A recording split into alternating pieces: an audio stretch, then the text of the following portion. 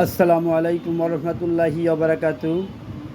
প্রিয় দেশবাসী, শ্রোতা মণ্ডলী, যারা আমার ভিডিওটি দেখবেন বেশি বেশি সর্বোচ্চ শেয়ার করবেন। আজ গুরুত্বপূর্ণ একটি ভয়ঙ্কর তথ্য আপনাদের সামনে প্রচার করার জন্য আমি এসেছি। আপনারা জানেন, গতকাল শুক্রবার মাদারীপুরে একটি ঘটনা ঘটেছে। মাদারীপুরে স্বামী স্ত্রীর মাঝে কাটাকাটির এক পর্যায়ে স্ত্রী স্বামীর মাথায় রড দিয়ে বাড়ি মারে। রড দিয়ে বাড়ি মারার কারণে সাথে সাথেই স্বামীর মৃত্যু হয়।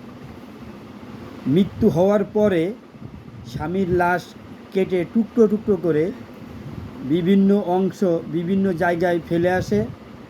অবশিষ্ট কিছু থেকে যায়, সেটি চেষ্টা করেছিলেন মহিলা ফ্রিজের ভিতরে রেখে পরবর্তী কোথাও ফেলিয়ে দেবে, কিন্তু তার আগেই তিনি ধরা খেয়ে যান। আমার প্রশ্ন হচ্ছে, একটি মানুষ কতটুক নিষ্ঠুর অমানুষ হলে পরা এই ধরনের কাজ করতে তারা সাহস পায়? আমি আপনাদের বিবেককে প্রশ্ন করলাম, কতটুক নৈতিকতা আছে এই ধরনের অপরাধ করার? আমার মা বোনেরা, ইউটিউবটা আপনারা বেশি দেখেন, আর আমার ভিডিওগুলো আমি ইউটিউবেই বেশি প্রচার করে থাকি।